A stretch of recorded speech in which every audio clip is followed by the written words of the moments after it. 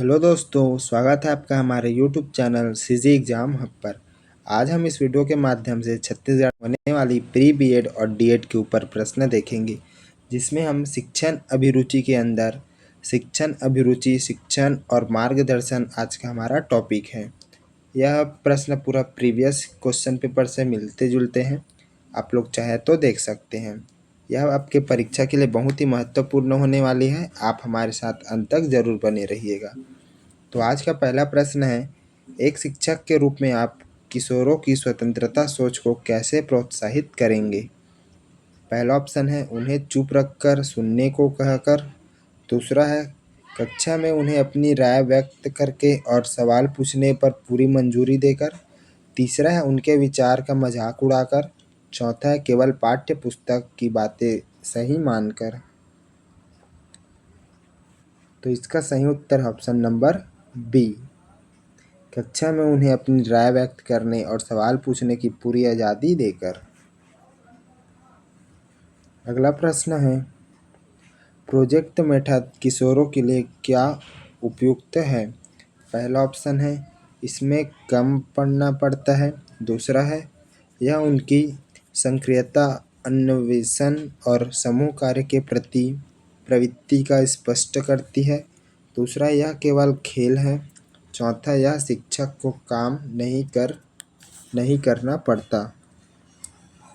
तो इसका सही उत्तर ऑप्शन नंबर बी, यह विधि करके सीखने के सिद्धांत पर आधारित है जो किशोरों को पसंद है।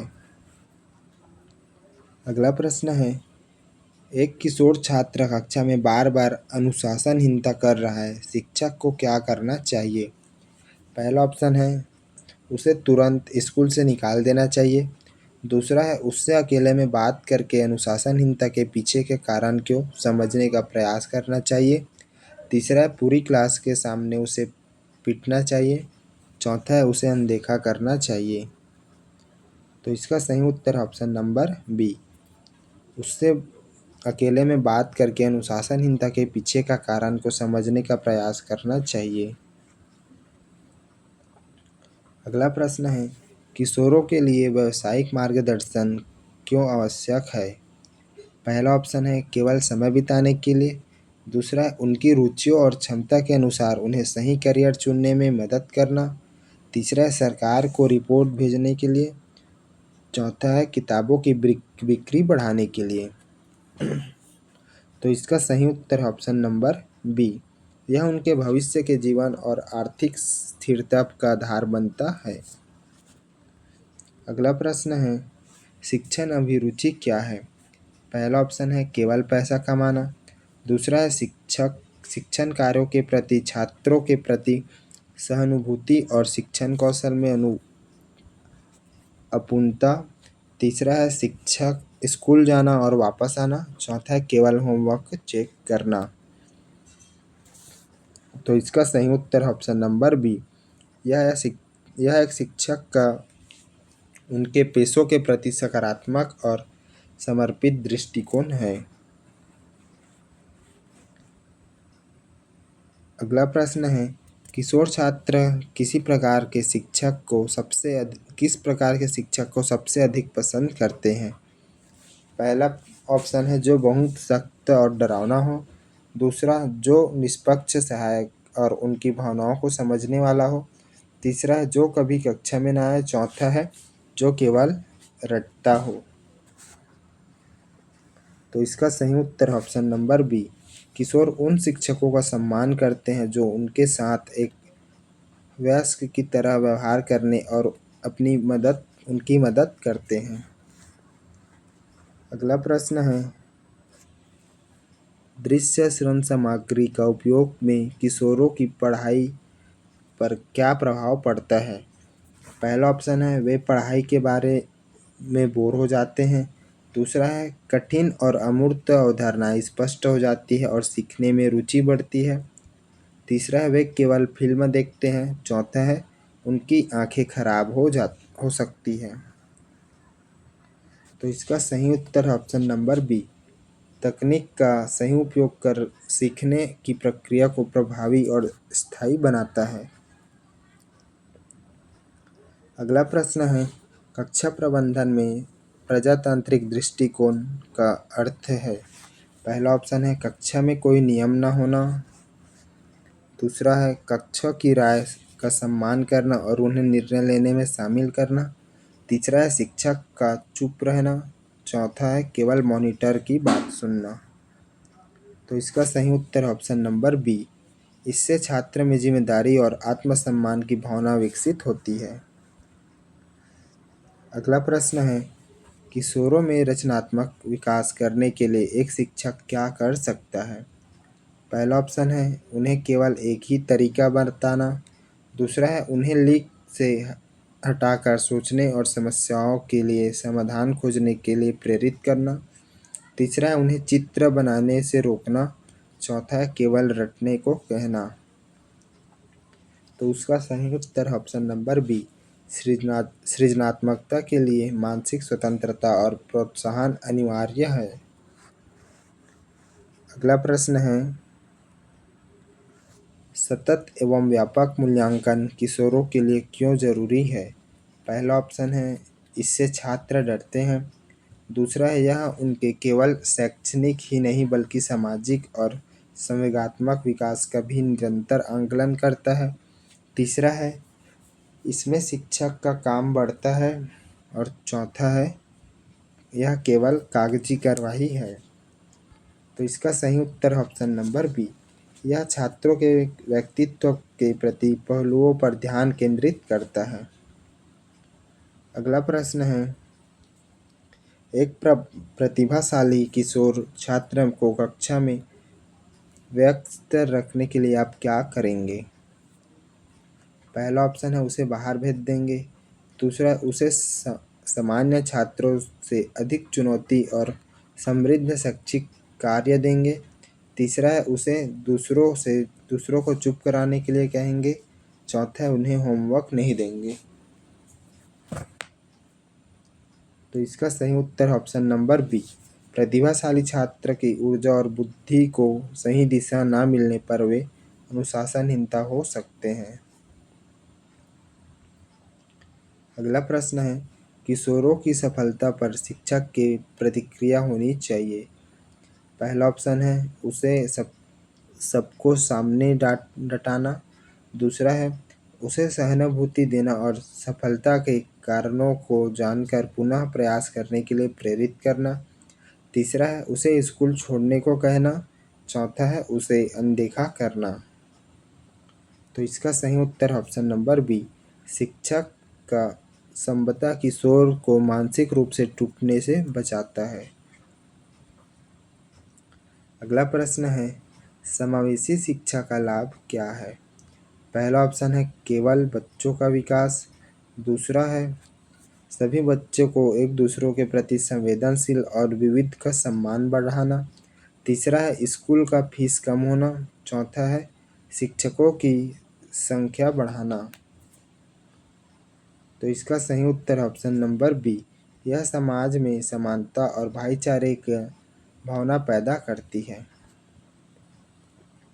अगला प्रश्न है, यौन शिक्षा का पाठ्यक्रम में शामिल करने का मुख्य उद्देश्य क्या है।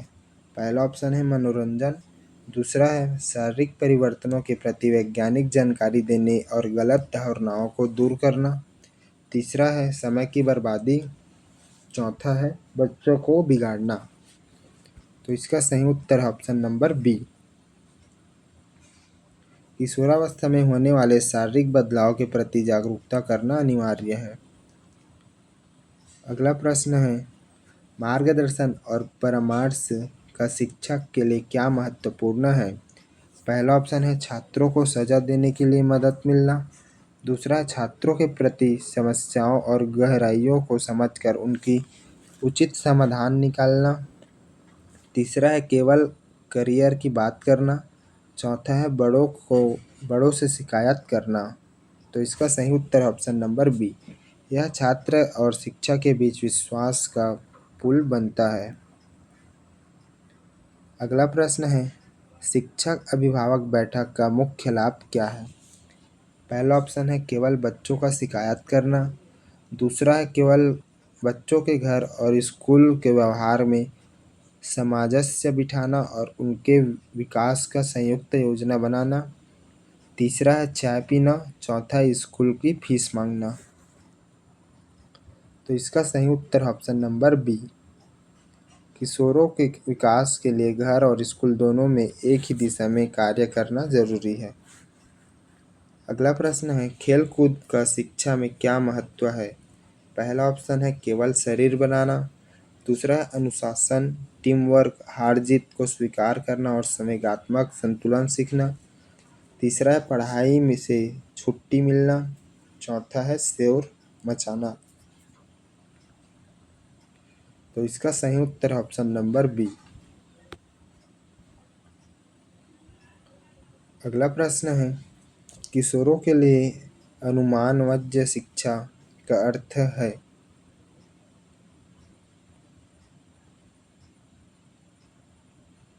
पहला ऑप्शन है केवल रटकर याद करना।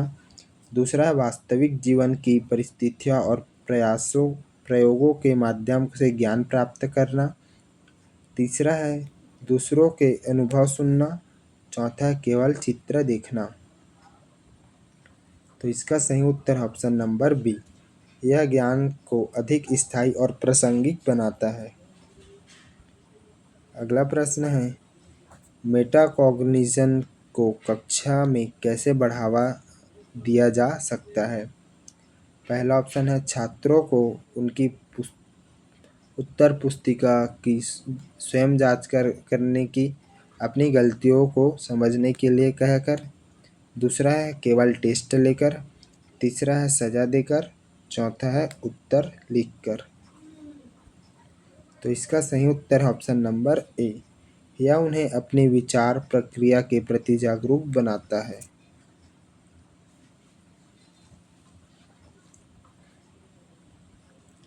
अगला प्रश्न है छात्र केंद्रित शिक्षा का क्या अर्थ है। पहला ऑप्शन है छात्रों को कुछ न करने देना। दूसरा है शिक्षण का योजना छात्र की रुचियों, क्षमताओं और आवश्यकताओं के सुनकर बनाना। तीसरा है शिक्षक का कक्षा से बाहर रहना। चौथा है केवल छात्रों की मर्जी से पढ़ना। तो इसका सही उत्तर ऑप्शन नंबर बी। इनमें छात्र सीखने की प्रक्रिया का मुख्य केंद्र होता है। अगला प्रश्न है सहानुभूति विकसित करने के लिए शिक्षक क्या कर सकते हैं। पहला ऑप्शन है केवल भाषण देना। दूसरा छात्रों का रोल प्ले करके जहां वे दूसरों की समस्याओं को महसूस कर सके। तीसरा है उनको चुप करना। चौथा है केवल अंक देना। तो इसका सही उत्तर है ऑप्शन नंबर बी। दूसरों की भूमिका निभाकर किशोर उनके दृष्टिकोण को समझने सीखते हैं। अगला प्रश्न है किशोरावस्था में नैतिक मूल्य का पतन को रोकने का उपाय है। पहला ऑप्शन है शिक्षक द्वारा स्वयं को एक नैतिक आदर्श के रूप में प्रस्तुत करना। दूसरा है बहुत सख्त कानून बनाना। तीसरा है इंटरनेट बंद करना। और चौथा है घर से बाहर ना निकलना। तो इसका सही उत्तर ऑप्शन नंबर ए। व्याख्या देखें तो किशोर शब्दों में ज़्यादा कार्यों का अनुकरण करते हैं। अगला प्रश्न है समूह चर्चा का शैक्षिक लाभ क्या है। पहला ऑप्शन है बहुत शोर होता है। दूसरा है छात्रों में तर्क करने, सुनने और दूसरों के विचार का सम्मान करने की क्षमता बढ़ती है। तीसरा है शिक्षण को आराम मिलता है। चौथा है समय खराब होती है। तो इसका सही उत्तर ऑप्शन नंबर बी। यह सामाजिक और संज्ञात्मक विकास दोनों के लिए लाभकारी है। अगला प्रश्न है कक्षा में प्रश्न पूछने वाले छात्र के प्रति शिक्षक का दृष्टिकोण होना चाहिए। पहला ऑप्शन है नकारात्मक। दूसरा है सकारात्मक। तीसरा है उदासीन। चौथा है क्रोध। तो इसका सही उत्तर ऑप्शन नंबर बी सकारात्मक होना चाहिए। हमारा आज का आखिरी प्रश्न है छत्तीसगढ़ प्री बीएड परीक्षा प्री बीएड परीक्षा में शिक्षण अभिरुचि खंड को हल करने की सबसे अच्छी रणनीति क्या है?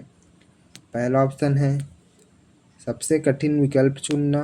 दूसरा ऑप्शन है हमेशा एक विकल्प चुनना जो छात्र के सर्वांगीण विकास और सकारात्मक शिक्षा पर आधारित हो। तीसरा है जय माता दी कहकर निशाना लगाना। चौथा है केवल छोटे उत्तर चुनना। तो इसका सही उत्तर है ऑप्शन नंबर बी। व्यापम के अधिकांश प्रश्न शिक्षण की संवेदनशील और बल हिसौती दृष्टिकोण का परीक्षण करता है। तो इसी के साथ आज का हमारा 25 प्रश्न पूरे होते हैं दोस्तों। अगर आपको यह वीडियो थोड़ा सा भी अच्छा लगा हो तो चैनल को सब्सक्राइब कर बेल आइकन प्रेस ज़रूर कर दें और अपने एक दोस्तों तक ज़रूर शेयर करें, प्यारा सा कमेंट ज़रूर करें। मिलते हैं अगले वीडियो में, तब तक आप हमारे चैनल में जाकर और वीडियो देख सकते हैं।